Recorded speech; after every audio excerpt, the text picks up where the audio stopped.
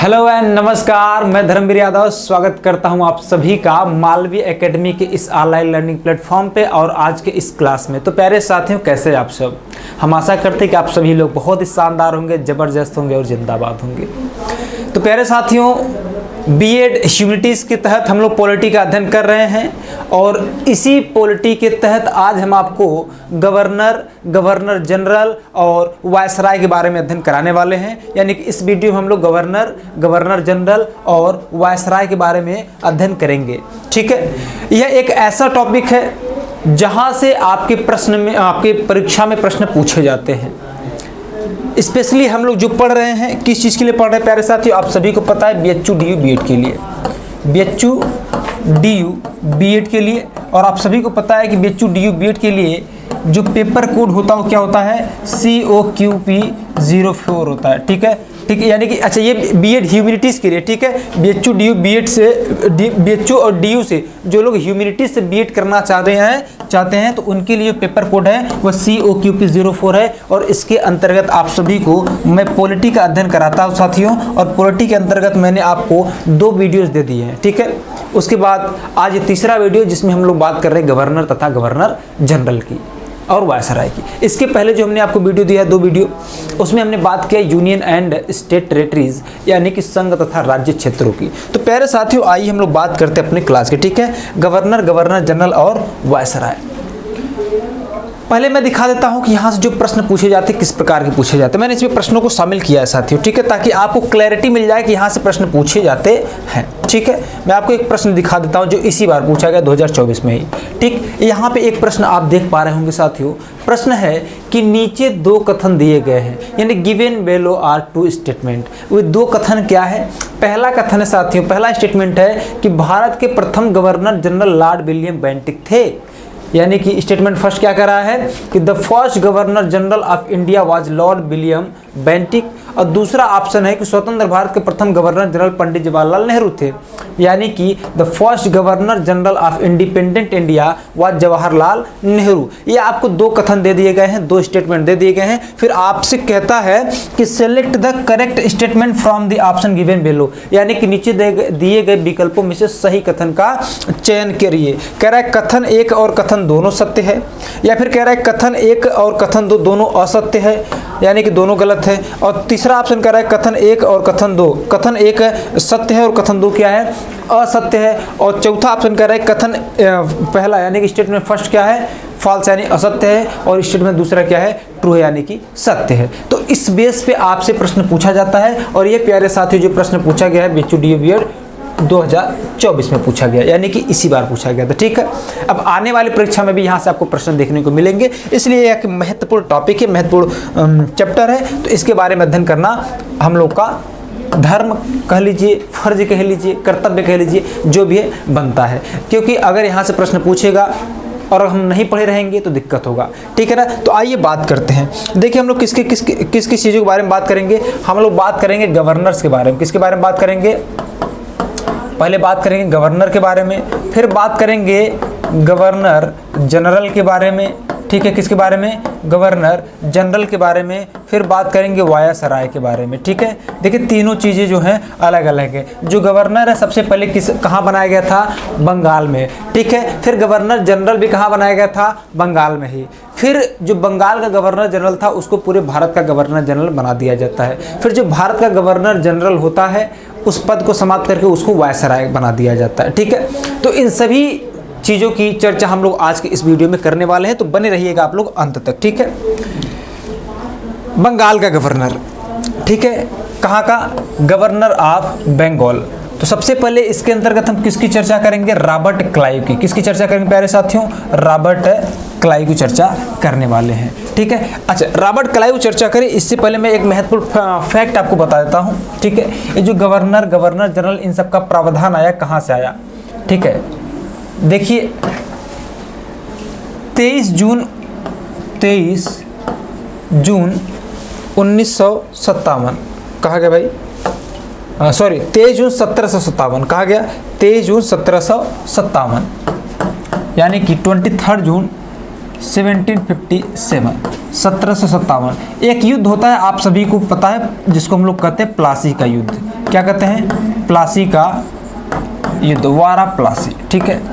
और यह जो प्लासी का युद्ध होता है प्यारे साथियों, इसमें अंग्रेजों की जीत होती है, ठीक। और जब अंग्रेजों की जीत होती है तो यह एक निर्णायक युद्ध साबित होता है अंग्रेजों के लिए, यानी कि अंग्रेजों की जो सत्ता है उसको यह क्या करता है, यह युद्ध बढ़ा देता है। बढ़ा कैसे देता है, क्योंकि इस युद्ध में अंग्रेजों की जीत होती है, और जब जीत होती है अंग्रेजों की तो अंग्रेज अपनी सत्ता को यहाँ पे काबिज करते हैं और बंगाल में अपना एक गवर्नर नियुक्त करते हैं जिसका नाम होता है रॉबर्ट क्लाइव। और आपको पता है कि रॉबर्ट क्लाइव को कह सकते हैं कि बड़ा योगदान था प्लासी के युद्ध को जिताने में, ठीक है साथियों। तो अब हम बात करेंगे रॉबर्ट क्लाइव से। तो रॉबर्ट जो क्लाइव है, he became the first governor general of Bengal, यानी कि यह बंगाल का पहला गवर्नर जनरल बना। आपको एक एक पॉइंट को अच्छे से पढ़ते हुए चलना है, अच्छे से समझते हुए चलना है। यानी जो रॉबर्ट क्लाइव है यह क्या हुआ, यह बंगाल का फर्स्ट गवर्नर बना था। गवर्नर जनरल नहीं रहेगा साथियों, गवर्नर रहेगा खाली, ठीक है। यहाँ पे क्या करेंगे हम लोग, गवर्नर करेंगे, ठीक है। क्या रहेगा, यह बंगाल का पहला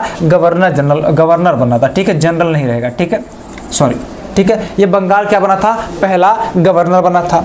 अगला पॉइंट कह रहा है कि he became the governor of Bengal for 2 terms, यानी कि 2 कार्यकाल के लिए बंगाल का गवर्नर जनरल गवर्नर बना था। अगर हम बात करें इसके पहले टेन्योर की, पहले टर्म की, तो पहला टेन्योर इसका था 1757 से लेकर 1760 तक। और दूसरे टर्म की बात करें तो दूसरा टर्म है, दूसरा टेन्योर है 1765 से लेकर के 1767 तक, 1765 से लेकर 1767 तक। तो प्यारे साथियों, जो रॉबर्ट क्लाइव है, कौन, रॉबर्ट क्लाइव, रॉबर्ट क्लाइव बारे में बड़ा इंपॉर्टेंट पॉइंट है, इसको याद रखिएगा, इससे प्रश्न पूछे जाते हैं, ठीक है। रॉबर्ट क्लाइव, अब रॉबर्ट क्लाइव क्या साथियों, पहली बात क्या हो जाता है इसके बारे में कि यह फर्स्ट गवर्नर ऑफ बंगाल होता है, फर्स्ट गवर्नर ऑफ बंगाल, ठीक है। यानी कि यह क्या होता है, बंगाल का पहला गवर्नर होता है। इसके साथ साथ यह 2 कार्यकाल के लिए, यानी कि 2 बार गवर्नर बनाया गया, कितनी बार, 2 टाइम्स, ठीक है, 2 टाइम्स को गवर्नर बनाया जाता है। और वो 2 टाइम कौन कौन थे, एक था 1757 से 1760 और दूसरा है 1765 से 1765 से कहाँ गया, 65 था ना बाबू, ठीक है, हाँ, 65 से 67 तक, कितना, 1765 से 1767 तक, ठीक है। यानी कि 1765 से लेकर 1767 तक ये 2 कार्यकाल के लिए बनाया जाता है। क्या साथी, इसको 2 कार्यकाल के लिए बंगाल का गवर्नर बनाया जाता है। किसको बनाया जाता है, तो रॉबर्ट क्लाइव को, ठीक है। ये बहुत ही इंपॉर्टेंट है, ये क्या है, बहुत ही इंपॉर्टेंट है। इसको आपको क्या करने हैं, इसके बारे में अच्छे से पढ़ के रखना। मैं प्रश्न भी आपको करवाऊंगा, चिंता करने कोई बात नहीं, ठीक। आगे कह रहा है, during his reign dual rule started in Bengal in 1765। कह रहा है इसी के शासनकाल में 1765 में बंगाल में द्वैध शासन की शुरुआत हुई थी। क्या हुआ था, बंगाल में द्वैध शासन की शुरुआत हुआ था। यानी रॉबर्ट क्लाइव के शासनकाल में ही क्या हुआ था, बंगाल में द्वैध शासन लगा था। क्या लगा था साथियों, बंगाल में द्वैध शासन लगा था, द्वैध शासन लागू हुआ था, ठीक है। कहाँ पे, बंगाल में। अगर आपसे पूछता है कि बंगाल में द्वैध शासन किसके शासन काल में लगाया गया था, किस गवर्नर ने लगाया था, तो रॉबर्ट क्लाइव का नाम आएगा आगे, ठीक है, क्लियर। आगे ध्यान रखिएगा, आगे कह रहा है कि he signed the Allahabad treaty with Nawab Shujauddaula of Awadh and Shah Alam in 1765। कह रहा है कि इसने 1765 में अवध के नवाब शुजाउद्दौला एवं शाह आलम के साथ इलाहाबाद की संधि किया। किसने किया प्यारे साथियों, तो रॉबर्ट क्लाइव ने किया। अब मैं आपको बता देता हूँ 1765, ठीक है। चलिए यहाँ पे मैं बता देता हूँ, 1765 में इलाहाबाद की संधि होती है। क्या होता है, इलाहाबाद की संधि होती है, टिटिया पे इलाहाबाद की संधि होती है साथियों। अब एक बात ध्यान रखिएगा, इलाहाबाद की संधि होती है। अब जब इलाहाबाद की संधि होती है ना, तो इलाहाबाद की 2 संधि होती है। इलाहाबाद की कितनी संधियाँ होती हैं, 2 संधि होती है। अगर हम बात करें इसके फर्स्ट टीटी की, तो पहला होता है किसके बीच, पहला होता है रॉबर्ट क्लाइव और अवध के नवाब शुजाउद्दौला के बीच। किसके बीच, अवध के नवाब शुजाउद्दौला के बीच, सुजाउद्दौला के बीच। ठीक, किसके बीच? रॉबर्ट क्लाइव और अवध के नवाब सुजाउद्दौला के बीच। लेकिन अगर हम अगर हम बात करेंगे कि जो सेकंड इलाहाबाद की ट्रीटी हुई थी, इलाहाबाद संधि हुआ था, ये किसके बीच हुआ था? तो ये हुआ था Robert Clive plus Shah Alam द्वितीय के बीच हुआ था। ये मुगल शासक था। क्या था? शाह आलम द्वितीय, ये मुगल शासक था। ठीक है, शाह आलम द्वितीय के बीच क्या हुआ था प्यारे साथियों? ये वाला ट्रीटी हुआ था, ये वाला संधि हुआ था। ठीक है, इलाहाबाद की पहली संधि और इलाहाबाद की 2 संधियां होती है। और ये किसके समय में होता है? किस गवर्नर के समय में होता है साथियों? तो रॉबर्ट क्लाइव के समय में होता है। किसके समय में? रॉबर्ट क्लाइव के समय में होता है। ये आपको ध्यान में रखने हैं, बहुत ही इंपॉर्टेंट पॉइंट है ये। ठीक है ना, बात समझ गए ना? और इलाहाबाद की संधि कब होती है? तो 1765 में होता है। कब होता है? 1765 में होता है। और ये कैसी संधि है? तो इसको हम लोग कहते हैं इलाहाबाद की संधि। ठीक है ना, ये पॉइंट आपको क्लियर? Very good. ठीक है, आई होप आप सभी को चीजें क्लियर होंगी। आगे बात करते हैं। अच्छा, इतना हो गया। आगे बात करेंगे अगर हम, तो आगे है हेनरी वेंसीटाट। कौन है? हेनरी वेंसीटाट है। अब ध्यान रखिएगा, जो हेनरी वेंसीटाट है, इनके बारे में बहुत ज़्यादा कुछ आपको याद नहीं रखने हैं। पहली बात तो इनका जो टेन्योर रहा है वो कब से कब तक रहा है? 1760 से लेकर 1764 तक रहा है। कब तक? 1760 यानी 1760 से लेकर 1765 तक रहा है। ठीक है, यानी कि his tenure was from 1760 to 1764। एक बात यहाँ पे ध्यान रखना प्यारे साथियों, एक बात यहाँ पे ध्यान रखना, अगर हम बात करें रॉबर्ट क्लाइव का जो शासनकाल था, कौन प्यारे साथियों? Robert Clive. ठीक है, तो इसके 2 शासनकाल थे। रॉबर्ट क्लाइव, मैं यहाँ भी लिख देता हूँ रॉबर्ट क्लाइव। ठीक है, इसके 2 शासनकाल थे, इसके 2 टेन्योर थे। ठीक है, पहला था 1757 से लेकर के 1760 तक। उसके बाद दूसरा था 1765 से लेकर के 1767 तक। लेकिन वहीं हम बात करें प्यारे बच्चों, या ये जो बीच में थोड़ा सा समय हमको मिलता है, ठीक है, 1760 से लेकर 64 तक कौन रहा था? हेनरी वेंसीटाट रहा था। कौन रहा था? हेनरी वेंसीटाट का शासनकाल रहा था। कब रहा था प्यारे साथियों? ये शासनकाल कब रहा था? तो ये रहा था 1760 से लेकर के 1764 तक, यानी 1760 से लेकर के 1764 तक। ठीक है, तो ये आपको कार्यकाल देखना पड़ेगा। चूंकि हम रॉबर्ट क्लाइव को जब आपको बताया, तो बीच वाला जो शासक था, इसके बारे में मैंने आपको नहीं बताया। बीच वाला जो गवर्नर था, इसके बारे में मैंने नहीं बताया। पहले रॉबर्ट क्लाइव के बारे में, फिर उसके बाद हेनरी वेंसीटाट के बारे में। ठीक, आगे कह रहा है the battle of Buxar took place in 1764 during his rain, यानी कि इसके शासनकाल में 1764 में क्या होता है साथियों? बक्सर का युद्ध होता है। क्या होता है? बक्सर का युद्ध होता है। यानी कि देखिए, हेनरी वेंसीटाट देख रहे हैं ना, 1760 से 1764 तक क्या इसका शासन काल है। तो जो हेनरी वेंसीटाट है, कौन प्यारे साथियों? ये जो हेनरी वेंसीटाट है, ठीक है, मैं बता देता हूँ, इसके शासनकाल में क्या होता है? बक्सर का युद्ध होता है प्यारे साथियों। क्या होता है? बक्सर का युद्ध होता है। बक्सर का युद्ध होता है। और कब होता है? तो 1764 में होता है। कई बार तो आपसे डायरेक्ट पूछा जाता है बेटा कि जो बक्सर का युद्ध हुआ था वह कब हुआ था? तो आपका उत्तर क्या होगा? 1764। मेरे बोलो बेटा क्या होगा? 1764 में होगा। ठीक है, इतनी बातें क्लियर है ना? ठीक, आगे आइए, आगे ध्यान देते हैं। हेनरी वेंसीटाट के बाद पढ़ेंगे हम लोग हैरी वेरेलास्ट के बारे में। किसके बारे में? हैरी वेरेलास्ट के बारे में। ठीक, अब अगर हम बात करें इनका टेन्योर क्या रहा था, हैरी वेरेलास्ट का टेन्योर क्या रहा था साथियों, तो इसका कार्यकाल 1767 से 1769 तक था। कितना था? 1767 से 1769 तक, यानी कि his tenure was from 1767 to 1769, यानी कि इसका कार्यकाल 1767 से लेकर 1769 तक था साथियों।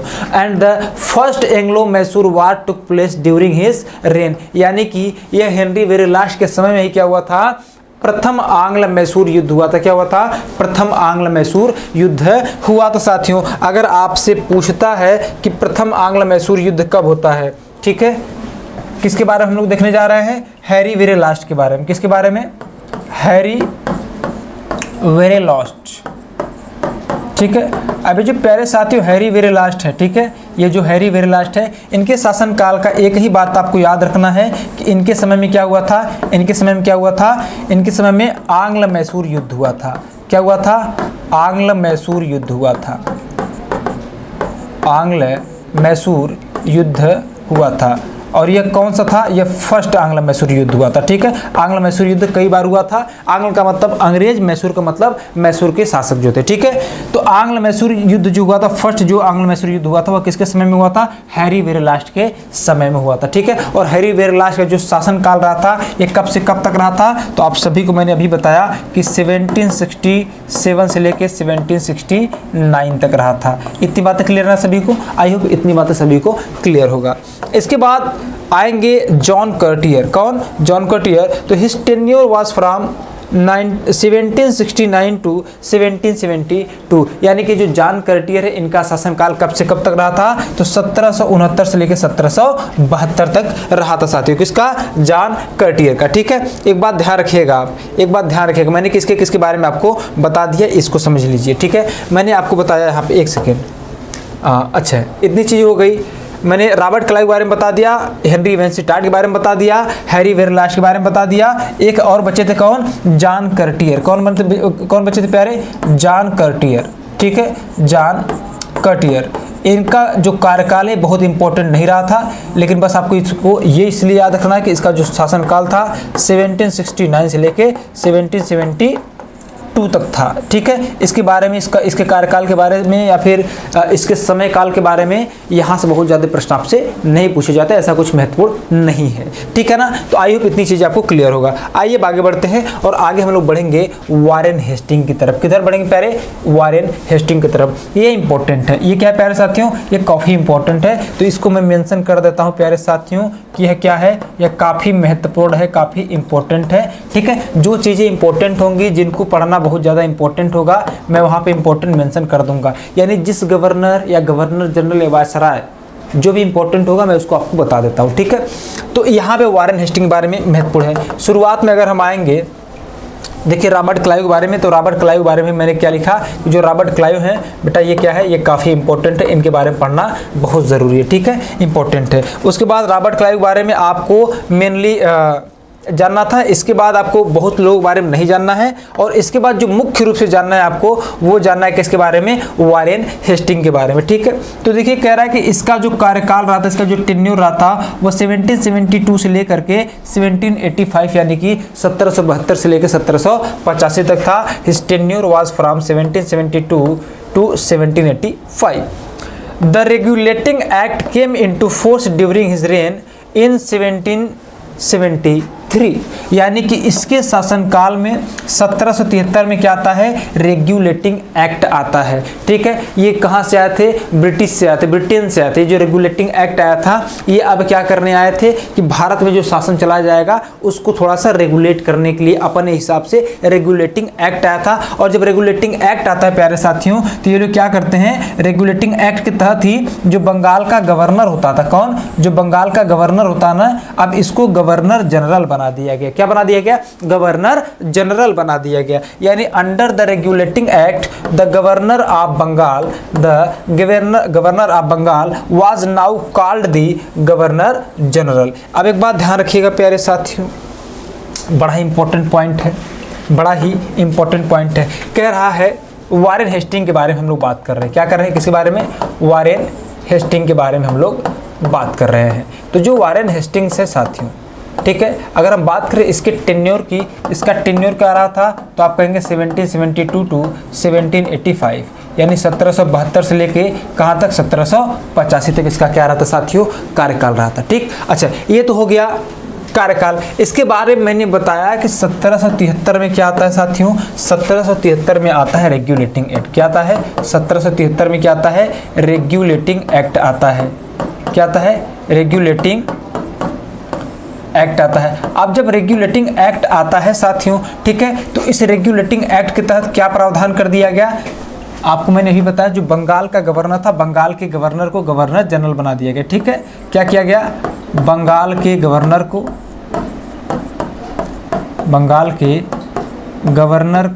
क्या बना दिया गया, गवर्नर जनरल बना दिया गया। क्या बना दिया गया साथियों, गवर्नर जनरल बना दिया गया। ये बड़ा इंपॉर्टेंट पॉइंट है। ठीक है, आपको इसको याद रखना पड़ेगा। ठीक है, क्या किया गया, बंगाल के गवर्नर को क्या बना दिया गया, गवर्नर जनरल बना दिया गया। ठीक है, तो आपसे एक प्रश्न पूछा जाता है कि बंगाल का पहला गवर्नर कौन था, तो बंगाल का पहला गवर्नर था प्यारे साथियों रॉबर्ट क्लाइव। ठीक, बंगाल का अंतिम गवर्नर कौन था, तो वारेन हेस्टिंग था। बंगाल का पहला गवर्नर जनरल कौन था, वारेन हेस्टिंग ही होगा। ठीक है, मैं यहाँ पे मेंशन कर देता हूँ नोट करके प्यारे साथियों, क्या करके, नोट करके मैं यहाँ पे मेंशन कर देता हूँ। इसको भूलिएगा नहीं, बड़ा इंपॉर्टेंट पॉइंट है, आपसे प्रश्न पूछे जाते हैं। अगर आपसे पूछता है बंगाल का पहला गवर्नर, क्या पूछता है, अगर आपसे पूछता है बंगाल का पहला गवर्नर, तो आपका उत्तर होना चाहिए साथियों रॉबर्ट क्लाइव। क्या होना चाहिए, रॉबर्ट क्लाइव होना चाहिए। ठीक है, क्या होना चाहिए, रॉबर्ट क्लाइव होना चाहिए। लेकिन वहीं अगर आपसे पूछे बंगाल का अंतिम गवर्नर, बंगाल का अंतिम गवर्नर, यहाँ से 3 प्रश्न डायरेक्ट बन जाएगा। ठीक है, हालांकि आगे मैं और चीज़ों को आपको बताऊंगा। अंतिम गवर्नर, लास्ट गवर्नर, उसके बाद आपसे क्या पूछेगा, आपसे पूछेगा बंगाल का पहला गवर्नर जनरल, बंगाल का पहला गवर्नर जनरल, आपसे ये भी पूछेगा। तो प्यारे साथियों आप सभी को पता है कि जो बंगाल का पहला गवर्नर था वो कौन था, वो था रॉबर्ट क्लाइव। कौन था, रॉबर्ट क्लाइव था। कौन था, रॉबर्ट क्लाइव। ठीक, वहीं अगर आपसे पूछे कि बंगाल का अंतिम गवर्नर कौन था, तो बंगाल का अंतिम गवर्नर कौन था, तो वो था वारेन हेस्टिंग। कौन था, वारेन हेस्टिंग। क्योंकि जब 1772 में यह गवर्नर बना, ठीक है, तो 73 तक था क्या, गवर्नर ही था। लेकिन इसको 73 के बाद क्या बना दिया जाता है, गवर्नर जनरल बना दिया जाता है। किसको, वारेन हेस्टिंग को ही। ठीक है, तो अगर आपसे पूछता है कि भारत का अंतिम गवर्नर या भारत का पहला, सॉरी, बंगाल का अंतिम गवर्नर और बंगाल का पहला गवर्नर जनरल कौन है, तो दोनों का उत्तर सेम होगा और क्या होगा, वो वारेन हेस्टिंग्स होगा साथियों। क्या होगा, वारेन हेस्टिंग्स होगा। ठीक है, ये एक बहुत इंपॉर्टेंट पॉइंट है, इसको आपको याद रखना है, यहाँ से प्रश्न आपसे पूछे जाएंगे। देखिए मैंने आपको बताया ना, जब आपसे पूछेगा भारत का पहला गवर्नर जनरल तो विलियम बेंटिक हो जाएगा। ठीक है, उस पर भी हम अभी आते हैं, जब विलियम बेंटिक के बारे में पढ़ाएंगे तब। फिलहाल आपको वारेन हेस्टिंग के बारे में इतनी चीज याद रखनी है। आगे अगला पॉइंट देखिए, कह रहा है कि he became the last governor and the first governor general of Bengal. देखिए यहाँ पे मेंशन भी मैंने किया हुआ है कि यह क्या है, यह बंगाल का अंतिम गवर्नर बनता है और पहला गवर्नर जनरल बनता है। कहाँ का, बंगाल का। देखिए यहाँ पे मैंने बता भी दिया आपको। ठीक है ना, ठीक, आगे आइएगा। आगे कह रहा है कि ही इस्टेब्लिश्ड द सुप्रीम कोर्ट इन कोलकाता इन 1774, यानी कि ये जो वारेन हेस्टिंग था इसने 1774 में कोलकाता में उच्चतम न्यायालय की स्थापना किया। इसने क्या किया, इसने 1774 में कोलकाता में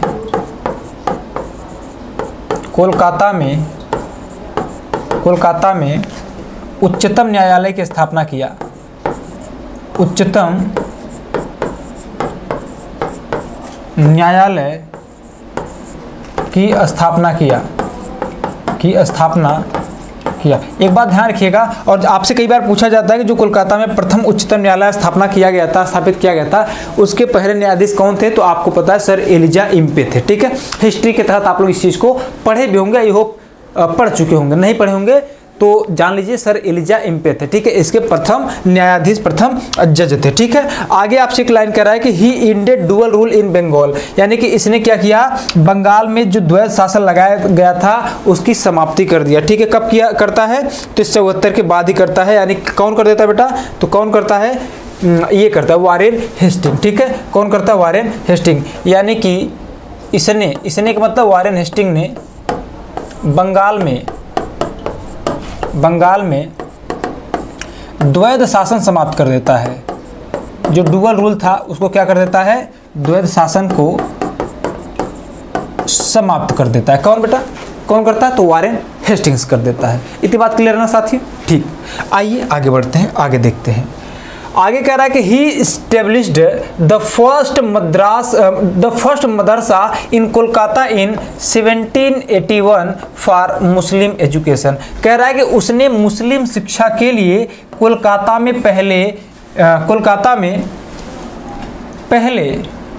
में कोलकाता में 1781 में पहले मदरसे की स्थापना किया, फर्स्ट मदरसा, ठीक है, किसके लिए? मुस्लिम एजुकेशन के लिए, मुस्लिम शिक्षा के लिए, ठीक है। तो यहाँ पे मैं मेंशन कर देता हूँ प्यारे साथियों, ये भी एक इम्पोर्टेंट पॉइंट है, ध्यान रखिएगा। कह रहा 1781, 1781, 1781 में, 1781 में क्या होता है? कोलकाता में, 1781 में कोलकाता में, 1781 में कोलकाता में मुस्लिम शिक्षा के लिए, मुस्लिम शिक्षा के लिए,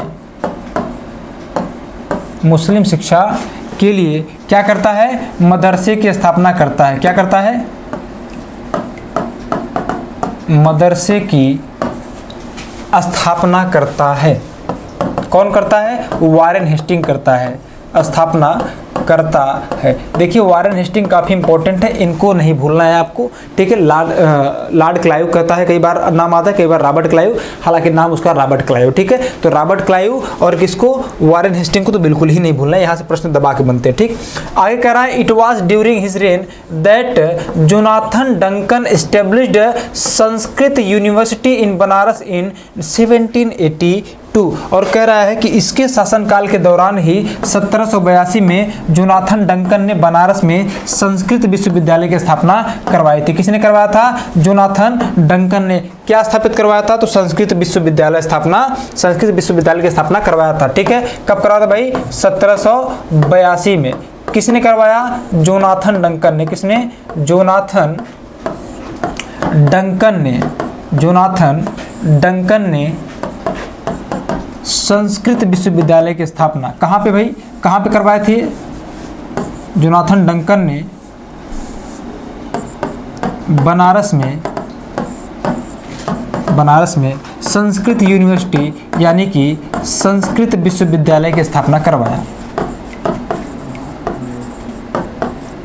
संस्कृत विश्वविद्यालय की स्थापना करवाया। किसने करवाया था? जोनाथन डंकन ने, ठीक है। इस पॉइंट को भी आपको याद रखना, बहुत इंपॉर्टेंट पॉइंट है, ठीक। आगे कह रहा है कि इसके शासनकाल में ही 1784 में पिट्स इंडिया एक्ट पारित हुआ था, ठीक है। यानी कि it was during his reign that the Pitt's India act was passed in 1784, ठीक है। और क्या होता है? तीसरा मेजर पॉइंट ये है, ठीक है, तीसरा मेजर पॉइंट ये है कि 1784 में, 1784 में क्या होता है? Pitt's India act, Pitt's India act पारित होता है। क्या होता है साथियों? पारित होता है, ठीक है। ये भी आपको याद रखना है, कई बार आपसे पूछते, देखिए रेगुलेटिंग एक्ट 1773 का और 1784 का पिट्स इंडिया एक्ट, दोनों ही वारेन हेस्टिंग के शासनकाल में पारित किया गया था। क्लियर है ना? पॉइंट्स को आप अच्छे से याद रखिएगा। आगे कह रहा है it was during his reign that the first Anglo Maratha war took place and the treaty of Salbai was concluded, यानी कि इसके शासनकाल के दौरान क्या होता है? प्रथम आंग्ल मराठा युद्ध होता है, प्रथम आंग्ल मराठा युद्ध होता है तथा सालबाई की संधि 1782 में संपन्न होती है, ठीक है। क्या होता है? फर्स्ट आंग्ल मराठा युद्ध। क्या साथियों? फर्स्ट आंग्ल मराठा युद्ध, फर्स्ट आंग्ल मराठा युद्ध। आंग्ल मतलब अंग्रेजों के बीच और मराठों के बीच जो युद्ध हुआ था पहली बार, ठीक है, 1782 में फर्स्ट आंग्ल मराठा युद्ध हुआ था, ठीक है। और क्या होता है? और इसके साथ ही साथ कहता है 1782 में, 1782 में सालबाई की संधि होती है। क्या होती है? सालबाई की संधि होती है, सालबाई की संधि होती है, यानी ट्रीटी ऑफ सालबाई। ये भी क्या है? एक महत्वपूर्ण पॉइंट है, महत्वपूर्ण टॉपिक है, ठीक है। तो इसको अच्छे से अपने ध्यान में रखिएगा। क्लियर? आइए आगे बढ़ते हैं। अच्छा, इतनी बातें हो गई, आगे देखते हैं जरा सा। आगे बात करेंगे लॉर्ड कॉर्नवालिस के बारे में। किसके बारे में? लॉर्ड कॉर्नवालिस के बारे में। ये भी क्या है प्यारे साथी? बहुत ही इंपॉर्टेंट है। लॉर्ड कॉर्नवालिस भी क्या है? बहुत ही इंपॉर्टेंट पॉइंट है। ये क्या है? ये भी इंपॉर्टेंट है, इसके बारे में भी आपको याद रखने हैं अच्छे से, ठीक है। इसके बारे में 2-3 पॉइंट है जो कि बहुत इंपॉर्टेंट है। जैसे his tenure was from 1786 to 1793 and also in 1805, यानी कि इसका कार्यकाल जो था ये भी दो बार आया था। तो जो पहला कार्यकाल था इसका वो 1786 से लेकर 1793 तक था, और दूसरा कार्यकाल 1805 यानी एक ही साल में कुछ समय के लिए था। ठीक है, इसको पुलिस सेवा का जनक कहा जाता है। इसको क्या कहा जाता है? पुलिस सेवा का जनक कहा जाता है, यानी कि ही is called the father of police service, father of police service. ठीक है, यानी कि जो लॉर्ड कॉर्नवालिस है ये इंपॉर्टेंट है। ठीक है, लॉर्ड कॉर्नवालिस, लॉर्ड कॉर्नवालिस। ठीक है, इसका टेन्योर अगर देखेंगे तो 1786 टू 1793 तक है। ठीक है, बात समझ गया ना, 1793 तक है। क्लियर। अब एक बात ध्यान रखना प्यारे साथियों, एक बात ध्यान रखना, कह रहा है कि इसको क्या कहा जाता है, इसको क्या कहा जाता है साथियों, इसको कहा जाता है पुलिस सेवा का जनक। क्या कहा जाता है इसको? पुलिस सेवा का जनक कहा जाता है, पुलिस सेवा का जनक कहा जाता है। यानी कि पुलिस सेवा जो अभी चल रही है इसका जनक कौन है, किसको माना जाता है? लॉर्ड कॉर्नवालिस को ही। केवल इतना ही नहीं बल्कि he is called the father of civil service और एडमिनिस्ट्रेटिव सर्विस, यानी कि इसको पुलिस सेवा का जनक नहीं बल्कि इसको सिविल सेवा या प्रशासनिक सेवा का भी जनक माना जाता है। ठीक है, सिविल सेवा या प्रशासनिक सेवा का भी जनक इसको माना जाता है, यानी कि इसको क्या माना जाता है? इसको सिविल सेवा, सिविल सेवा या प्रशासनिक सेवा का जनक माना जाता है, या प्रशासनिक सेवा का जनक माना जाता है। किसको? लॉर्ड कॉर्नवालिस को। ये 2 पॉइंट तो इतने इंपॉर्टेंट है कि जिनको आपको भूलना नहीं चाहिए। ठीक है, ये सिर्फ और सिर्फ अगर BHU DU BED वाले देख रहे हैं तो ऐसी कोई बात नहीं, इस चैप्टर को कोई भी देख सकता है। इस चैप्टर से हर एक परीक्षा में प्रश्न पूछे जाते हैं, न सिर्फ BHU DU BED के लिए। ठीक है ना, ठीक। आगे ध्यान रखिएगा, आगे कह रहा है कि इन 1793 AD he implemented the system of permanent settlement, यानी कि 1793 में इसने क्या किया? इसने अस्थाई बंदोबस्त की पद्धति को लागू किया। क्या किया? अस्थाई बंदोबस्त की पद्धति को लागू किया। ठीक है, एक बात ध्यान रखिए, कहाँ गया भाई? यहाँ पे। ठीक है, इसके बाद हम तीसरा पॉइंट जोड़ लीजिएगा आप। तीसरा पॉइंट क्या जोड़ना है आपको? तीसरा पॉइंट इस प्रकार से आप जोड़िएगा। ठीक है, तीसरा पॉइंट कि 1793 में इसने क्या किया? अस्थाई बंदोबस्त को लागू किया। अस्थाई बंदोबस्त व्यवस्था या फिर अस्थाई बंदोबस्त पद्धति को लागू किया। देखिए, आपसे थोड़ा डीप, बहुत ज़्यादा डीप जाकर नहीं पूछेगा, आपसे केवल गवर्नर जनरल के कार्यकाल के बारे में जो छोटी मोटी घटनाएं उनके बारे में पूछेगा। नहीं तो अगर आपको मैं डिस्क्राइब करने लग जाऊँ अस्थाई बंदोबस्त, मैं कर भी सकता हूँ, हालांकि इसकी वहाँ पे आवश्यकता नहीं है प्यारे साथियों। ठीक है, केवल हमको फैक्ट यहाँ से चाहिए। क्लियर। अगला पॉइंट है कि during his reign the third Anglo Mysore war took place and the treaty of Srirangapatnam 1792 was signed, यानी कि इसके शासनकाल में क्या होता है? तृतीय आंग्ल मैसूर युद्ध होता है और श्रीरंगपट्टनम की संधि होती है 1792 में। क्या होता है? क्या होता है साथियों? इसके बारे में ध्यान दीजिएगा। तृतीय आंग्ल मैसूर युद्ध होता है। क्या होता है? तृतीय आंग्ल मैसूर युद्ध होता है। थर्ड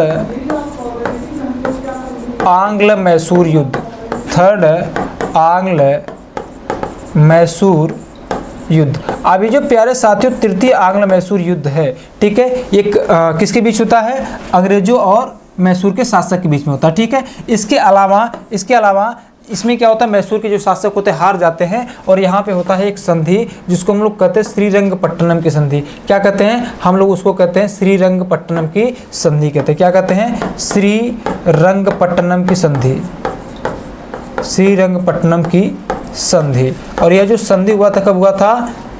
1792 यानी 1792 1792 में हुआ था, 1792 में हुआ था। क्लियर है ना? ठीक है, तो इतनी बातें क्लियर। आइए अब आगे बढ़ते हैं। ठीक है, अब बात करेंगे लॉर्ड वेलेस्ली के बारे में। किसके बारे में? लॉर्ड वेलेस्ली के बारे में। ये भी इंपॉर्टेंट है, इसके बारे में भी एक दो घटनाएं हैं जिनको आपको याद करने की तगड़ी आवश्यकता होगी और वहाँ से प्रश्न आपसे पूछे जाते हैं। ठीक है ना? लॉर्ड वेलेस्ली, अब ध्यान रखिएगा, इसका जो कार्यकाल था, इसका कार्यकाल 1798 से लेके 1805 तक था। कब तक था? यानी कि his tenure was from 1798 to 1805, यानी इसका जो कार्यकाल था 1798 से लेके 1895 तक था। किसका? लॉर्ड वेलेस्ली का। किसका शासनकाल था साथियों? लॉर्ड वेलेस्ली का। He started the subsidiary treaty in 1798, और इसने क्या किया? 1798 में क्या किया? सहायक संधि की शुरुआत किया। क्या किया? सहायक संधि की शुरुआत किया। यह एक ऐसी संधि था जिसके माध्यम से यह राज्यों को अपने राज्य क्षेत्र में मिला लेता था, यानी ब्रिटिश राज्य का विस्तार करने के लिए यह संधि लाया गया था। कौन?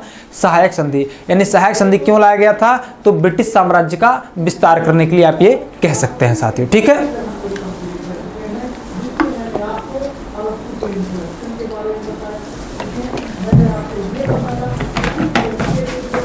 ठीक है ना? तो इसके बारे में आपको बहुत ज़्यादा याद नहीं रखना है, बस आपको याद रखना है किसको? इसका नाम क्या था? Lord Wellesley. क्या नाम था प्यारे साथियों? Lord Wellesley. ठीक है, अब ये जो लॉर्ड वेलेस्ली इसका नाम है, ठीक है, ये जो लॉर्ड वेलेस्ली इसका नाम है, इसका कार्यकाल अगर आपसे पूछे तो 1798 तक। कितना था? 1798 से लेकर के 1805 तक था। ठीक है ना? कहाँ तक था? 1805 तक था। अब एक बात ध्यान रखना प्यारे साथियों, ठीक है, इसके कार्यकाल में क्या हुआ था? 1798 में ही क्या हुआ था? सहायक संधि की शुरुआत किया गया था। किसकी? सहायक संधि। अब ये संधि के बारे में मैंने बताया कि सहायक संधि क्यों लाया गया था।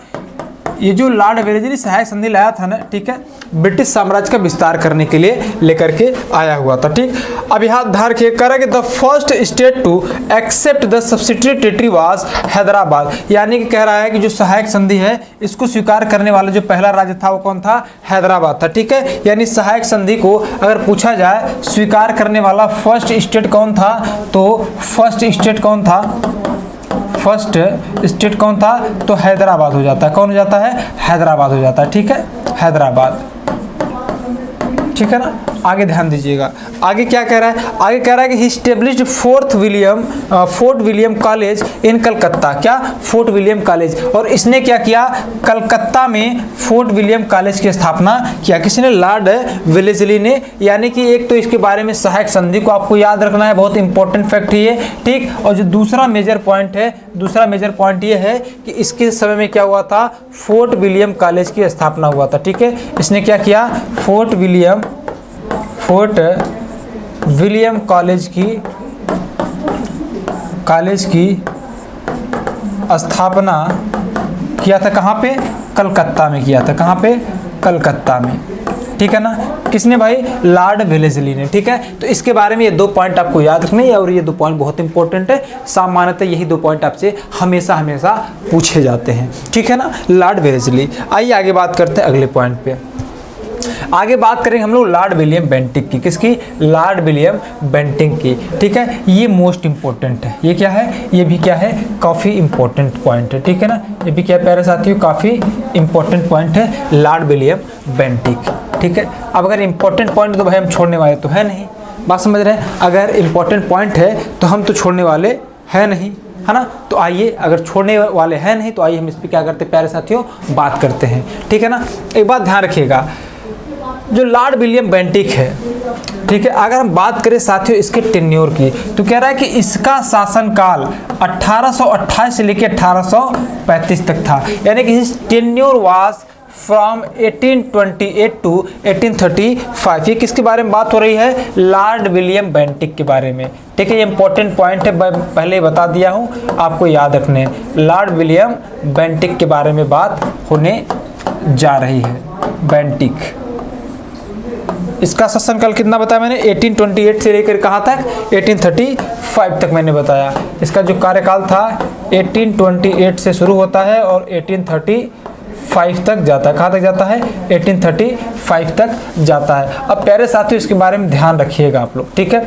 इसके बारे में कुछ महत्वपूर्ण पॉइंट्स आएंगे जिनको ध्यान में रखना हमारे लिए बहुत ज़रूरी बन जाता है। जैसे कि पहला पॉइंट करेंगे, during his time charter act of 1833 was passed. इसके समय में क्या होता है, 1833 का चार्टर एक्ट आता है। अच्छा, ये जो चार्टर एक्ट आता है ये अधिनियम होता है, ठीक है, किस प्रकार से शासन चलाया जाएगा उसके लिए आता है, ठीक है। तो पहला ही पॉइंट यहाँ पे मेंशन क्या करेंगे हम लोग, ठीक है, क्या करेंगे कि 1833 में क्या आया, 1833 का चार्टर एक्ट आया, चार्टर एक्ट आया किसके शासनकाल में, लॉर्ड विलियम बेंटिक के शासनकाल में। दूसरा पॉइंट आपसे, अच्छा यही पे नोट में कह रहा है कि 1833 के चार्टर एक्ट के तहत ही बंगाल के गवर्नर जनरल को भारत का गवर्नर जनरल बना दिया गया। यानी कि under the charter act of 1833 the governor general of Bengal was made the governor general of India. मैंने पहले ही आपको बताया कि यह क्या था, एक अधिनियम था कि अब शासन कैसे चलेगा, ठीक है। अब जब अधिनियम था तो इसके तहत क्या होता है प्यारे साथियों, मैं बता देता हूँ, ठीक है। इसके तहत क्या होता है, अभी जो बंगाल का गवर्नर जनरल था, ठीक है,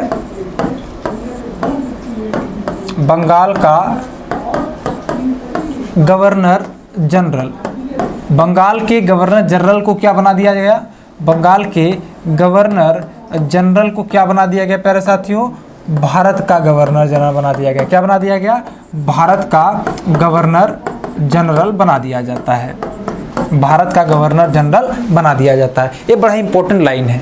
क्या लाइन है कि जो बंगाल का गवर्नर जनरल था प्यारे साथियों, उसको क्या बना दिया जाता है, भारत का गवर्नर जनरल बना दिया जाता है, ठीक है।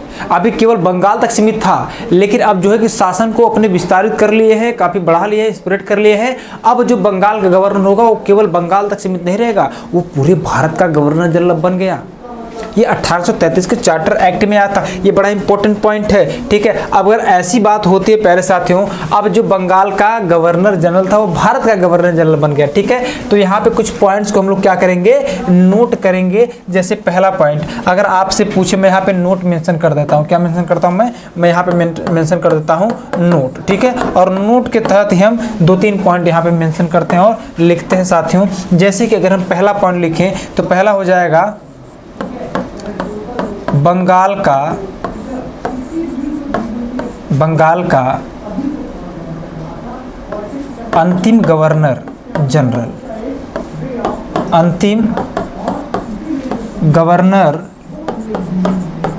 जनरल, बंगाल का अंतिम गवर्नर जनरल, ठीक है। एक पॉइंट, एक प्रश्न ये हो जाएगा। और आपसे पूछेगा भारत का प्रथम गवर्नर जनरल, क्या पूछेगा, भारत का प्रथम गवर्नर जनरल, प्रथम गवर्नर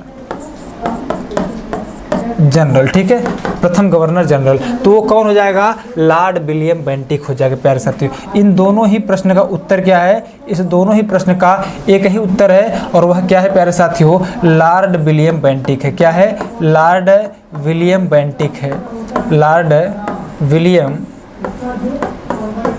बेंटिक है, लॉर्ड विलियम बेंटिक है। अब ये प्रश्न मैंने दिखाया कि इस बार 2024 में पूछा गया था। कहाँ पूछा गया था, यहाँ पे देखो प्यारे साथियों, मैंने आपको पहले ही बता दिया। मैं थोड़ा सा प्रश्न के पास लेके आता हूँ आपको और वहाँ पे मैं आपको दिखाता हूँ प्यारे बाबू, ठीक है। ध्यान दीजिएगा साथियों, यहाँ पे देखिए, यहाँ पे मेंशन किया गया है ना कि भारत के प्रथम governor general lord William Bentinck थे। हाँ भाई, अब तुमको पता चल गया ये थे, यानी कि पहला कथन क्या है, सत्य है। मैं आपको उत्तर उसी समय बता सकता हूँ, अभी बता सकता हूँ, अभी रोकूंगा क्योंकि मैं जब तक दूसरे कथन तक नहीं पहुँच जाऊँ तब तक मैं आपको इसको नहीं बताने वाला हूँ, ठीक है। यानी पहला कथन क्या है, सत्य है, और दूसरा कथन को जानने के लिए हमको अभी आगे बढ़ना पड़ेगा, ठीक है ना साथियों। दूसरे कथन के लिए अभी हम क्या करते हैं, रुकते हैं, ठीक है। आइए पीछे जहाँ हम लोग पहुँचे थे, ठीक है, आइए तो, ठीक है। यहाँ पे ये बात क्लियर होगा ना प्यारे साथी, मुझे लगता है कि सभी क्लियर हो गया होगा। बंगाल का पहला गवर्नर रॉबर्ट क्लाइव, बंगाल का अंतिम गवर्नर और बंगाल का पहला governor general Warren Hastings, Bengal का अंतिम गवर्नर जनरल और भारत का पहला governor general lord William Bentinck. अभी मैं सबको एक जगह लिख दूंगा, बड़ा इंपॉर्टेंट चीज़ है वो, ठीक है ना। आगे देखते हैं। आगे कह रहा है कि lord William Bentinck became the last governor general of Bengal and the first governor general of India. यानी कि जो लॉर्ड विलियम बेंटिक थे बेटा, वो क्या थे, बंगाल के अंतिम गवर्नर जनरल बनते हैं और भारत के पहले गवर्नर जनरल बना दिए जाते हैं। ये कब होता है, किस एक्ट के तहत होता है? अगर ये आपसे पूछे तो 1833 के चार्टर एक्ट के तहत होता है। एक प्रश्न आपसे इस प्रकार से पूछ सकता है कि बंगाल के गवर्नर को, बंगाल का गवर्नर जनरल किस एक्ट के तहत बनाया गया? तो रेगुलेटिंग एक्ट 1773। लेकिन अगर आपसे पूछे बंगाल के गवर्नर जनरल को भारत का गवर्नर जनरल किस एक्ट के तहत बनाया गया? तो 1833 का चार्टर एक्ट। मैं यहाँ पे इस चीज़ को भी मेंशन कर देता हूँ कहीं पे, ठीक है, मैं इस चीज़ को भी कहीं पे यहाँ मैं नोट करता हूँ, ठीक है, यहाँ मैं बहुत लिख देता हूँ note, important note, important note, ठीक है। इंपॉर्टेंट नोट क्या है? इंपॉर्टेंट नोट में मैं पहली लाइन लिखता हूँ प्यारे साथियों, मैं लिख देता हूँ, क्या लिखता हूँ, सबसे पहला लाइन क्या लिखता हूँ कि प्रश्न में लिखता हूँ, ठीक है, क्वेश्चन में लिख देता हूँ। जैसे क्वेश्चन आपको ये पुटअप हो गया, क्वेश्चन क्या पूछ दिया आपसे? क्वेश्चन मान लेते कि आपसे पूछ दिया कि बंगाल के गवर्नर को, बंगाल के गवर्नर को बंगाल का गवर्नर जनरल, बंगाल का गवर्नर जनरल किस एक्ट के तहत बना दिया गया? किस एक्ट के तहत, किस एक्ट के तहत बनाया गया? किस एक्ट के तहत बनाया गया? विच एक्ट, ठीक है, ये आपका प्रश्न हो गया। और वहीं अगर हम बात करेंगे दूसरे प्रश्न की, तो दूसरा प्रश्न होगा कि बंगाल के गवर्नर जनरल को, बंगाल के गवर्नर जनरल को, बंगाल के गवर्नर जनरल को भारत का गवर्नर जनरल, भारत का गवर्नर जनरल किस एक्ट के तहत बना दिया गया? किस एक्ट के तहत बनाया गया? किस एक्ट के तहत बनाया गया? ये भी एक प्रश्न हो गया, ठीक है। यानी यहाँ से मैंने दो प्रश्न आपको मेंशन कर दिए, ठीक है। क्या किया मैंने? आपको मैंने दो प्रश्न मेंशन कर दिया। पहला कि बंगाल के गवर्नर को बंगाल का गवर्नर जनरल किस एक्ट के तहत बनाया गया, और दूसरा कि बंगाल के गवर्नर जनरल को भारत का गवर्नर जनरल किस एक्ट के तहत बना दिया गया। तो प्यारे साथियों, इसका तो उत्तर हो जाएगा, इसका जो आंसर होने वाला है वो क्या होने वाला है? वो होने वाला है 1773 का रेगुलेटिंग एक्ट। क्या होने वाला है? 1773 का रेगुलेटिंग एक्ट के द्वारा, ठीक है, रेगुलेटिंग एक्ट के द्वारा ये प्रश्न आपसे पूछा जा सकता है, ठीक है। यानी 1773 का जो रेगुलेटिंग एक्ट था, इसके तहत बंगाल के गवर्नर को बंगाल का गवर्नर जनरल बना दिया गया। फिर जो बंगाल का गवर्नर जनरल था उसको भारत का गवर्नर जनरल, अगर आपसे पूछे किस एक्ट के तहत बनाया गया, तो इसका उत्तर हो जाएगा 1833 का चार्टर एक्ट के तहत, 1833 का चार्टर एक्ट के द्वारा, चार्टर एक्ट के द्वारा,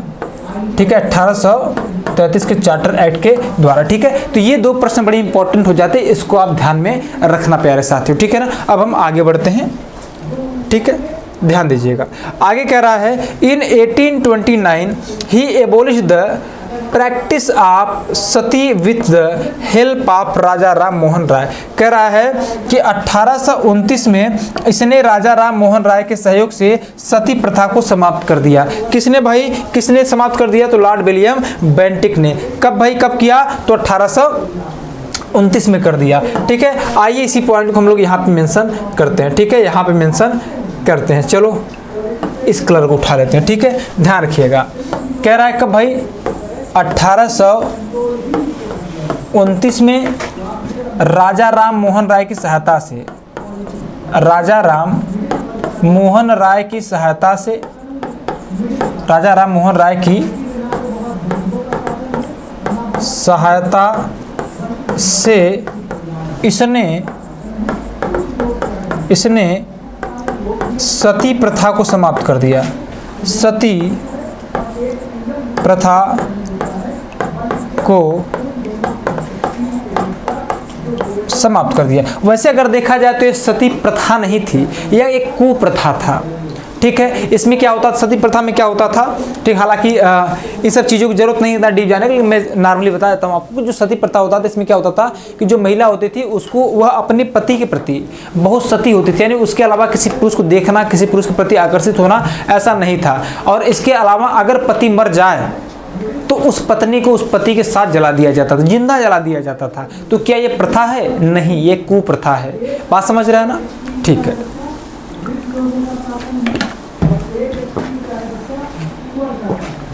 ध्यान दीजिएगा, ध्यान देना साथियों, इतनी बातें क्लियर हो गई।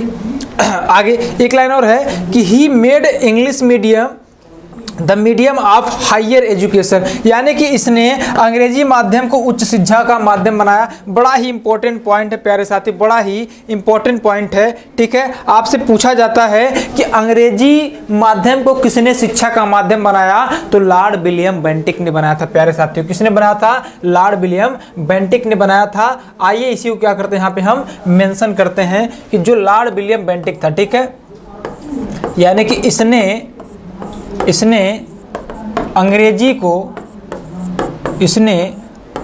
को शिक्षा का माध्यम बनाया, अंग्रेजी को उच्च शिक्षा का माध्यम बनाया, उच्च शिक्षा का माध्यम बनाया, उच्च शिक्षा का माध्यम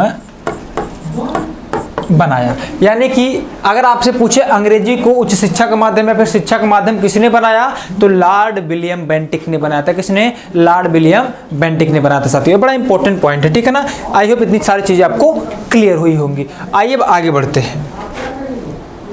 एक क्वेश्चन मैंने आपको बता ही दिया, ठीक। अब हम बात करेंगे चार्ल्स मैटकॉफ के बारे में। किसके बारे में? चार्ल्स मैटकॉफ के बारे में, ठीक है। चार्ल्स मैटकॉफ, ये भी इंपॉर्टेंट है। यहाँ से केवल एक पॉइंट आपको याद रखना है, ठीक है। ये भी क्या है साथियों, ये भी थोड़ा सा इंपॉर्टेंट है, आपको ये भी क्या करना है, आपको ये भी याद करके रखना है। पहली बात कि इसका कार्यकाल 1835 से 36 तक था, यानी कि इसका जो टेन्योर था 1835 टू 1836 तक था। इसको क्या कहा जाता है? इसको कहा जाता है भारतीय प्रेस का मुक्तिदाता कहा जाता है। क्या कहा जाता है? इसको भारतीय प्रेस का मुक्तिदाता कहा जाता है, क्योंकि इसने प्रेस से नियंत्रण को हटाया था। क्या किया था? प्रेस से नियंत्रण को हटाया था, यानी कि ही is called the liberator of Indian press, ठीक है, because he removed control from the press. भारतीय प्रेस का मुक्तिदाता, क्या भाई? भारतीय प्रेस का मुक्तिदाता। इस पॉइंट को आपको याद रखना है, ठीक है। इसको क्या कहा जाता था? इसको कहा जाता था भारतीय प्रेस का मुक्तिदाता, यानी कि जो प्रेस पे नियंत्रण लगते हैं, ठीक है, जो इसे अखबार वगैरह छपता है, अगर उस पर कोई नियंत्रण था तो इसने नियंत्रण क्या किया? हटाया, ठीक है। यानी पूरे सब कुछ, मतलब हर एक चीज़ को छापने की इसने इजाज़त दे दिया। उस समय क्या होता था कि जो कुछ भी छाप सकते हैं आप, बिना सरकार की मर्जी से नहीं छाप सकते, लेकिन इसने क्या किया? ये जो नियंत्रण था, जो कुछ भी नियंत्रण लगाया गया था, उस नियंत्रण को समाप्त कर देता है। इसीलिए इसको क्या कहा जाता है? भारतीय प्रेस का मुक्तिदाता भी कहा जाता है, ठीक है साथियों। आगे ध्यान दीजिएगा, आगे है लॉर्ड ऑकलैंड। कौन है? लॉर्ड ऑकलैंड है। तो ये जो लॉर्ड ऑकलैंड है साथियों, ठीक है, इनका कार्यकाल की बात करें, टेन्योर की बात करें, तो इनका टेन्योर 1836 से 1842 तक था। और इसने कोलकाता से दिल्ली तक ग्रैंड ट्रंक रोड की मरम्मत करवाया था। इसके बारे में ध्यान रखिए, किसके बारे में? लॉर्ड ऑकलैंड के बारे में याद रखना है कि he got the grand trunk road repaired from Kolkata to Delhi. कहाँ से कहाँ तक? कोलकाता टू दिल्ली, यानी कलकत्ता से दिल्ली तक इसने क्या किया? जीटी रोड का मरम्मत करवाया था। किसने भाई? लॉर्ड ऑकलैंड ने। किसने? Lord Auckland.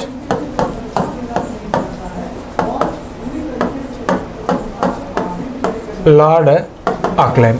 अभी जो लॉर्ड ऑकलैंड है, इसने क्या किया था? जीटी रोड का मरम्मत करवाया, ठीक है। इसने क्या किया? जीटी रोड, इसको कहा जाता है ग्रैंड ट्रंक रोड। क्या कहा जाता है? ग्रैंड ट्रंक रोड, ठीक है। तो जो जीटी रोड था, यानी ग्रैंड ट्रंक रोड था, इसने ग्रैंड ट्रंक रोड का मरम्मत करवाया, मरम्मत करवाया। ठीक है, बात समझ रहे हैं। अगर आपसे पूछे कहाँ से कहाँ तक करवाया था इसने, तो ये चीज़ हुआ था कोलकाता से दिल्ली तक या दिल्ली से कोलकाता। ठीक है, हम कहें कोलकाता से दिल्ली तक। कहाँ तक हुआ था?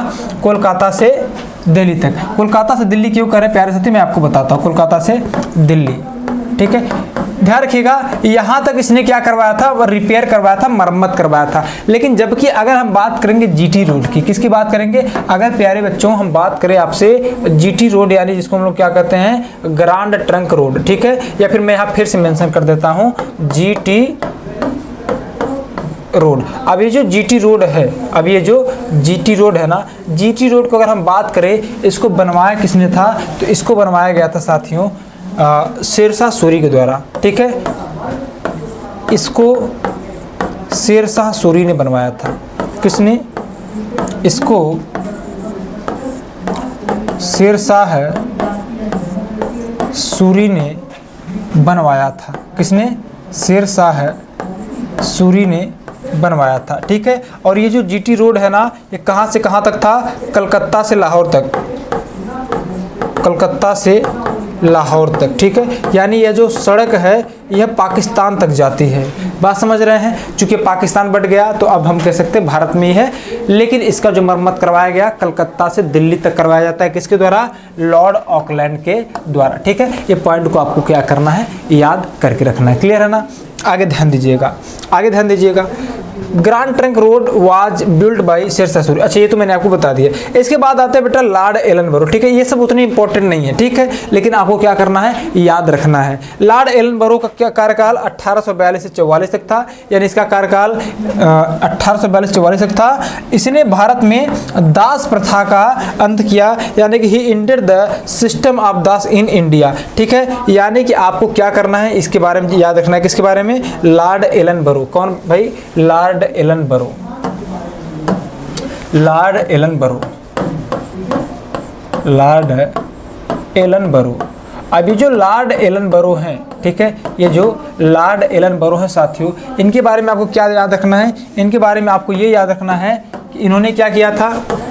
दास प्रथा का अंत किया था। किसका? दास प्रथा का अंत किया था। दास प्रथा का अंत किया था। किसने भाई? लॉर्ड एलनबरो ने किया था। इतनी बातें क्लियर है ना? Very good. आगे आगे ध्यान दीजिएगा। अच्छा, लॉर्ड एलनबरो हो गए, फिर आगे आते हैं। फिर कौन मिलेगा हमको? हमको मिलेगा लॉर्ड डलहौजी। कौन मिलेगा प्यारे साथियों? लॉर्ड डलहौजी मिलेगा। अब ये तो मोस्ट इम्पोर्टेंट है। ठीक है, लॉर्ड डलहौजी क्या है साथियों? ये तो मोस्ट इम्पोर्टेंट है। ठीक है, इसके बारे में आपसे प्रश्न पूछे जाते हैं। ठीक है, तो इसको भूलना या फिर इसको याद न रखना खतरे से खाली नहीं है। तो हम क्या करेंगे? लॉर्ड डलहौजी को अच्छे से पढ़ेंगे और अच्छे से याद रखेंगे। ठीक है ना? वीडियो कितना लंबा हो गया है जरा से एक बार देख लें। कुछ अता पता तो मुझे यहाँ से नहीं चल रहा है, कोई बात नहीं। अभी देख लेते हैं यहाँ बचा कितना है।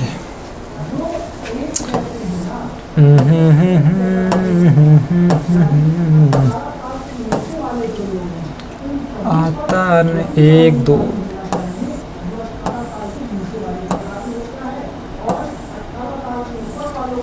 अभी काफ़ी बचा, लेकिन हम लॉर्ड डलहौजी क्या करेंगे? पढ़ लेंगे। ठीक है, हम लॉर्ड डलहौजी को पूरा ख़त्म करने के बाद ही मानेंगे। ठीक है ना? क्या करेंगे? हम लॉर्ड डलहौजी को ख़त्म करने के बाद ही मानेंगे। ठीक है ना? ये नीचे ऊपर कैसे हो गया भाई? यहाँ रहेगा तो वहाँ कहीं चला गया।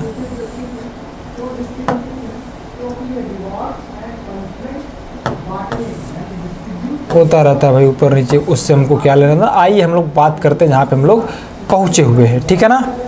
चलिए, लॉर्ड डलहौजी, ध्यान रखिएगा। अगर हम बात करें इसके टेन्योर, किसके कार्यकाल की, तो इसका कार्यकाल रहा था 1848 से लेकर 1856 तक, यानी कि his tenure was from 1848 to 1856, यानी इसका कार्यकाल 1848 से लेकर के 1856 1956 तक था साथियों। And he implemented the doctrine of lapse that is state annexation policy. ठीक है, यानी इसने क्या किया था, इसने व्यक्तिगत सिद्धांत जिसको हम लोग कहते हैं डॉक्ट्रिन ऑफ लैप्स अर्थात राज्य हड़प नीति को लागू किया था। किसने लागू किया था? लॉर्ड डलहौजी ने लागू किया था साथियों। किसने? लॉर्ड डलहौजी ने। ठीक है, अब हम बात करने जा रहे हैं लॉर्ड डलहौजी के बारे में, लॉर्ड डलहौजी के बारे में। इसके बारे में हर एक पॉइंट को नोट करेंगे, बहुत ही इंपॉर्टेंट है ये, इसलिए आप लोग क्या करिएगा, बहुत ध्यानपूर्वक इसको देखिएगा और समझिएगा। ठीक है, इसने क्या किया था, सबसे महत्वपूर्ण पॉइंट कि इसने राज्य हड़प नीति को लागू किया था। किसे? क्या? राज्य हड़प नीति, राज्य हड़प नीति। इसी को हम लोग क्या कहते हैं? इसी को हम लोग कहते हैं व्यक्तिगत सिद्धांत। क्या कहते हैं? व्यक्तिगत सिद्धांत, या इसी को कहते हैं डॉक्ट्रिन ऑफ लैप्स कहते हैं। ठीक है ना, तो ये किसने लाया था? तो लॉर्ड डलहौजी ने लाया था। अच्छा, ये राज्य हड़प नीति क्यों लाया गया था? तो इसका मेन उद्देश्य था कि हम राज्यों को हड़प के क्या करेंगे, ब्रिटिश साम्राज्य का विस्तार करेंगे, बहुत बड़ा बनाएंगे ब्रिटिश साम्राज्य को। बात समझ रहे हैं ना? ठीक है, बात समझ गए।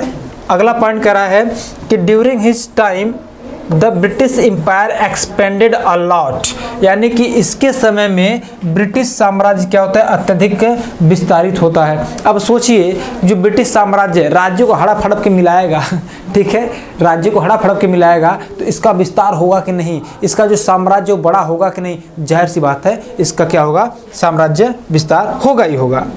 आगे कह रहा है It was during Dalhousy's time that for the first time in India a 34-kilometer long train was run between Mumbai and Thane on 16 अप्रैल 1853। और कह रहा है कि इसके समय में ही, ठीक है, किसके समय में भाई? लॉर्ड डलहौजी के समय में ही भारत में पहली बार 16 अप्रैल 1853 को मुंबई से थाने के बीच 34 किलोमीटर रेल चलाई गई थी। ठीक है, ये बड़ा इंपॉर्टेंट है, ये तो पूछा जाता है आपसे, ये तो आपसे पूछा जाता है। ठीक है, इसके शासनकाल में क्या होता है, भारत में प्रथम बार रेल चलाया गया, भारत में प्रथम बार रेल चलाया गया, प्रथम बार रेल चलाया गया। अब अगर आपसे पूछेगा कि जो प्रथम बार रेल चलाया गया था, ठीक है, कितना दूरी चलाया गया, तो 34 किलोमीटर तक चलाया गया था। ठीक है, अगर आपसे पूछे किस डेट को चलाया गया था, तो 16 अप्रैल 1853 यानी 1853 को चलाया गया था। कहाँ से कहाँ तक चलाया गया था, तो आपका उत्तर होगा मुंबई से थाने के बीच चलाया गया था। कहाँ तक? मुंबई से थाने के बीच। ठीक है, मुंबई से थाने के बीच चलाया गया था। पुलिस थाना नहीं भाई, थाने का स्थान है, थाने। ठीक है, बात समझ गया ना?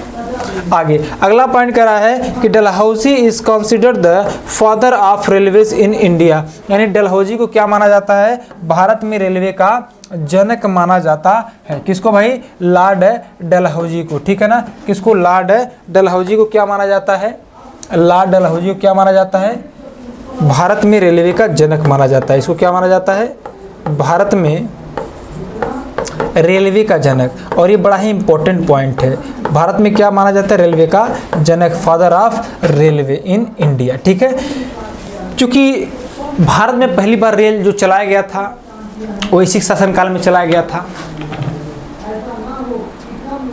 16 अप्रैल 1853 को चलाया गया, 34 किलोमीटर से चलाया गया था और मुंबई से थाने के बीच तक चलाया गया था। ये 3-4 पॉइंट आपको याद रखना बड़ा इंपॉर्टेंट। और इसने ही क्या किया था, राज्य हड़प नीति यानी डॉक्ट्रिन ऑफ लैप्स, जिसको हम लोग क्या कहते हैं, व्यक्तिगत सिद्धांत कहते हैं, यही लेकर के आया था। ठीक है ना, आगे ध्यान दीजिए। आगे कह रहा है इन 1854 Dalhousie implemented the Wood dispatch theory. ठीक है, यानी कि कह रहा है 1854 में डलहौजी ने क्या किया, वुड डिस्पैच थियरी को भी लागू किया। ठीक, क्या लागू किया, वुड डिस्पैच थियरी को भी इसने लागू किया 1854 में। 1854 में इसने क्या किया, वुड डिस्पैच थियरी को भी इसने लागू किया, वुड डिस्पैच थियरी। अब एक बात ध्यान रखिएगा, एक प्रश्न मैं यहाँ से कर देता हूँ आपके लिए कि ये जो वुड डिस्पैच थ्योरी था, ये वुड डिस्पैच थ्योरी क्या है, मुझे कमेंट बॉक्स में कमेंट करके ज़रूर आप लोग समझाइएगा, बताइएगा। ठीक है, अगले क्लास में मैं इसको आपको अच्छे से समझाऊंगा। ठीक है, अब ध्यान रखिएगा 1854 में क्या होता है, वुड डिस्पैच थ्योरी को इसने लागू किया। यह थ्योरी क्या था इसके बारे में तो बताऊंगा ही, आप कमेंट करके बताइएगा। During his reign in 1854 the first ever postage stamp was introduced in India. और 1854 कह रहा है कि 1854 में ही इसके शासनकाल में भारत में पहली बार डाक टिकट का प्रचलन हुआ। क्या हुआ था, पहली बार डाक टिकट का प्रचलन हुआ इसी के शासनकाल में। किसके शासनकाल भाई, लॉर्ड डलहौजी के शासनकाल में। कब होता है, 1854 में ही क्या होता है, पहली बार डाक टिकट का प्रचलन होता है। पहली बार डाक टिकट का प्रचलन होता है। क्या होता है, डाक टिकट का प्रचलन होता है। डाक टिकट का प्रचलन होता है, ठीक है ना। जी हाँ, आइए आगे बात करते हैं। ये हो गया लॉर्ड डलहौजी, ठीक है। हाँ, लॉर्ड डलहौजी के बारे में आएंगे, लॉर्ड कैनिंग। ये भी क्या है, बहुत ही ज़्यादा इम्पोर्टेंट है। तो इसके बारे में भी क्या करना है, हम यहाँ पे लिख देते हैं कि क्या है, बहुत ही इम्पोर्टेंट है। यानी कि लॉर्ड कैनिंग को भी हम मिस नहीं कर सकते, ठीक है। अब लॉर्ड कैनिंग क्या है, ध्यान रखिएगा। जो लॉर्ड कैनिंग है, इनके समय में एक एक्ट आता है। पहली बात तो his tenure was from 1856 to 1862, यानी इनका जो कार्यकाल रहा था कब से कब तक रहा था, 1856 से लेके 1862 तक रहा था। एक सेकंड साथियों, एक सेकंड।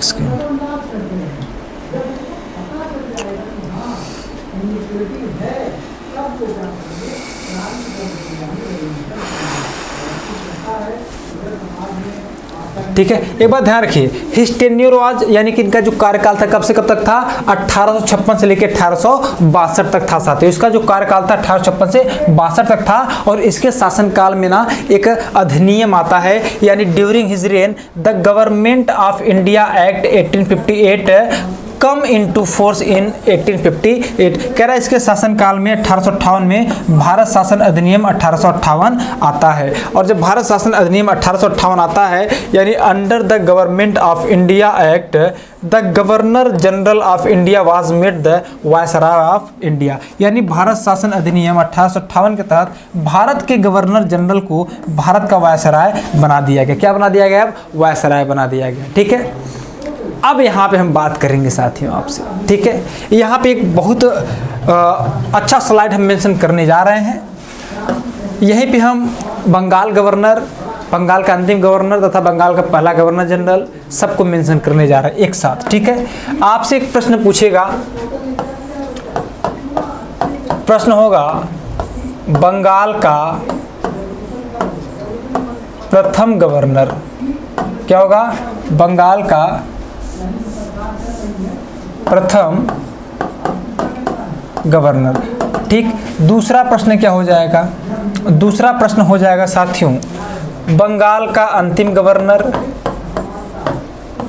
बंगाल का अंतिम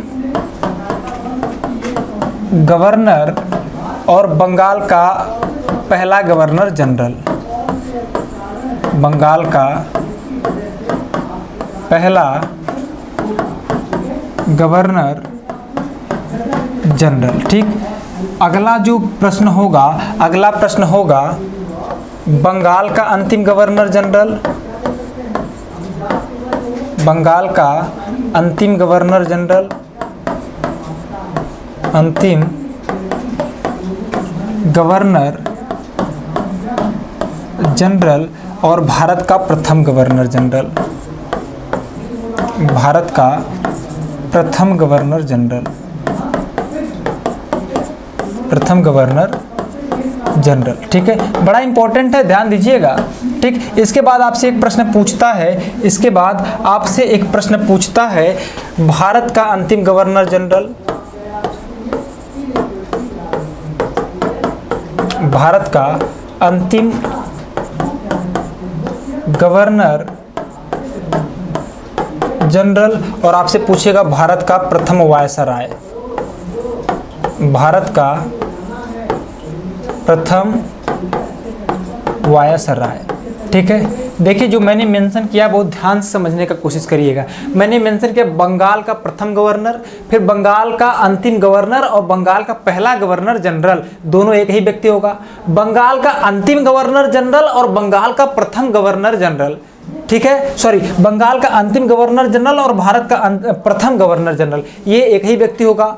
भारत का अंतिम गवर्नर जनरल और भारत का प्रथम वायसराय, ये क्या होगा, एक ही व्यक्ति होगा। तो आइए हम आपको यहाँ पे मेंशन कर देते हैं, लिख देते हैं सबके बारे में। अगर आपसे पूछता है बंगाल का प्रथम गवर्नर, तो आपका उत्तर होगा रॉबर्ट क्लाइव। क्या होगा प्यारे साथियों, आपका उत्तर होगा रॉबर्ट क्लाइव। यानी जो रॉबर्ट क्लाइव थे, रॉबर्ट क्लाइव क्या थे, बंगाल के पहले गवर्नर थे, ठीक है। उसके बाद अगर आपसे पूछे बंगाल पहला गवर्नर तो हो गया, अंतिम गवर्नर कौन था भाई, ठीक है, अंतिम गवर्नर कौन था, और अंतिम गवर्नर के साथ साथ जो गवर्नर था अब उसको क्या बना दिया गया, गवर्नर जनरल।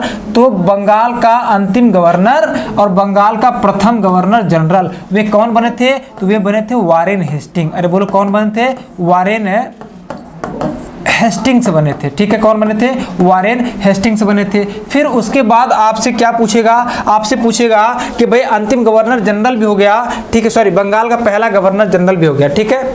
अगर बंगाल का पहला गवर्नर जनरल भी हो गया तो बंगाल का अंतिम गवर्नर जनरल और भारत का प्रथम गवर्नर जनरल कौन बना, तो ये बने थे प्यारे साथियों लॉर्ड विलियम बेंटिक बने थे। कौन बने थे, लॉर्ड विलियम बेंटिक बने थे। कौन बने थे, लॉर्ड विलियम बेंटिक बने हुए थे, लॉर्ड विलियम बेंटिक बने हुए थे, ठीक। यानी कि लॉर्ड विलियम बेंटिक क्या थे, बंगाल का अंतिम गवर्नर जनरल थे और बंगाल के अंतिम गवर्नर जनरल के बाद तुरंत क्या बना देंगे, भारत का प्रथम गवर्नर जनरल, ठीक। उसके बाद भारत का अंतिम गवर्नर जनरल और भारत का प्रथम वायसराय की जब आप बात करेंगे तो ये कौन बनते हैं साथियों, ये कौन बनते हैं, तो ये बनते हैं आपके लॉर्ड कैनिंग। यहाँ देखिए, यहाँ पीछे मैंने मेंशन किया है, ये क्या होते हैं, Lord Canning become the last governor general of India and first viceroy of India. तो ये कौन हो जाएंगे बेटा, इसका उत्तर क्या हो जाएगा, लॉर्ड कैनिंग हो जाएगा। क्या हो जाएगा, लॉर्ड कैनिंग हो जाएगा, ठीक है। तो आपको ये चीज बहुत ध्यान से याद रखने हैं। बंगाल का प्रथम गवर्नर मैंने आपको बता दिया रॉबर्ट क्लाइव, बंगाल का अंतिम गवर्नर और बंगाल का प्रथम गवर्नर जनरल वो कौन होगा, वारेन हेस्टिंग होगा, ठीक।